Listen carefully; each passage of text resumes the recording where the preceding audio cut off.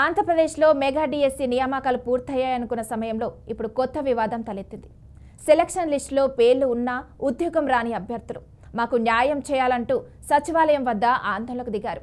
ఇంతకు అసలు ఏం జరిగిందంటే, కూటమి సర్కార్ ఎంతో ప్రతిష్టాత్మకంగా చేపట్టిన ఈ మెగా డిఎస్సి నియామక ప్రక్రియ ఇటీవల ముగిసింది.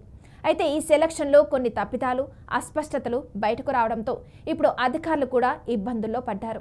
డిఎస్సి అభ్యర్థులు చెప్తున్న కథనం చాలా షాకింగ్గా ఉంది. వారంటున్నారు, మే 1:1 నిష్పత్తిలో ఎంపికయ్యాం. ధృవపత్రాలు వెరిఫై చేశారు. ఇంటర్వ్యూ జరిగింది. ఎంఈఓలు కూడా మాకు అభినందనలు చెప్పారు. ఉద్యోగం ఖాయమని చెప్పారు. కానీ తీరా సెలక్షన్ లిస్టు బయటకు వచ్చినప్పుడు మా పేరు లేదు. అలాగని రిజెక్ట్ లిస్టులో కూడా లేదు. ఇది ఎలాంటి న్యాయం అని వారు ప్రశ్నిస్తున్నారు. ఈ అన్యాయం తమ భవిష్యత్తులోనే చీకట్లోకి నెట్టిందని బాధితులు అంటున్నారు. సచివాలయం మెయిన్ గేట్ వద్దే నిలబడి ప్లకార్డులు పట్టుకొని నినాదాలు చేశారు. మా హక్కు మాకు ఇవ్వండి, మా పేర్లు ఎందుకు తొలగించారంటూ వారు ప్రభుత్వాన్ని ప్రశ్నించారు. కొంతమంది అభ్యర్థులు తమ కాల్ లెటర్లు, ధృవపత్రాల కాపీలు చూపిస్తూ ఇదిగో సాక్ష్యం, వెరిఫికేషన్కి పిలిచారు, మాకు జాబ్ వస్తుందని చెప్పారు, ఇప్పుడు మాత్రం ఎవరూ స్పందించడం లేదు అంటూ కన్నీళ్లతో వాపోయారు. ఇంకా కొందరు మాట్లాడుతూ మా పేర్లు సెలక్షన్ లిస్టులో లేకపోవడమే కాకుండా రిజెక్ట్ లిస్టులో కూడా లేవు. అంటే మమ్మల్ని ఎక్కడ కేటగిరీలో ఉంచారు అని ప్రశ్నించారు. మేమంతా మధ్యతరగతి కుటుంబాలకు చెందిన వాళ్ళం. ఏళ్ల తరబడి కష్టపడి చదివి కోచింగ్ తీసుకొని ఈ పరీక్షల్లో ఉత్తీర్ణులయ్యాం. ఇప్పుడు మా భవిష్యత్తు ప్రశ్నార్థకమైందంటూ బాధతో మాట్లాడారు. ఆందోళనకారులు మంత్రి నారా లోకేష్ను కలిసేందుకు అనుమతి ఇవ్వాలని డిమాండ్ చేశారు. మాకు న్యాయం జరిగే వరకు వెనక్కి తగ్గమని నినాదాలు చేశారు. సచివాలయం వద్ద పోలీసులు జాగ్రత్తలు తీసుకున్నారు.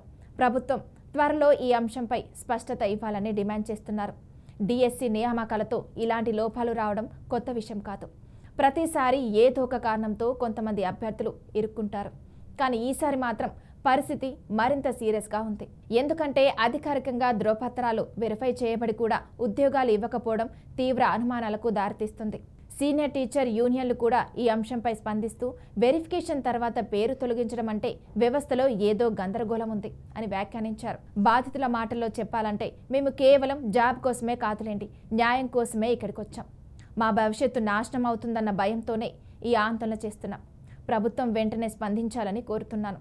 ప్రస్తుతం ఈ అంశంపై అధికారులు మౌనంగా ఉన్నప్పటికీ సోషల్ మీడియాలో అయితే మెగా డిఎస్సి జస్టిస్ అనే హ్యాష్ట్యాగ్ ట్రెండ్ అవుతుంది.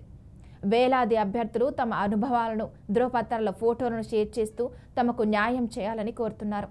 ఇదిలా ఉండగా తెలంగాణ రాష్ట్రంలో మరో ముఖ్యమైన విద్యా ప్రక్రియ ముగిసింది.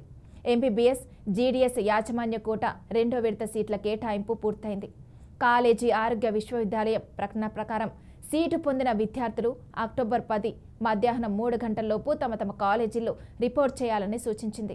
మొత్తానికి ఒకవైపు తెలంగాణలో విద్యార్థులకు సీట్లు లభిస్తున్న వేళ, ఇంకోవైపు ఆంధ్రప్రదేశ్లో ఎంపికైన ఉద్యోగం రాని అభ్యర్థులు వీధుల్లో నిరసన చెందుతున్నారు. ప్రభుత్వం త్వరగా స్పందించి ఈ డిఎస్సి బాధితులకు న్యాయం చేస్తుందా లేదా అనేది ఇప్పుడు చూడాల్సింది.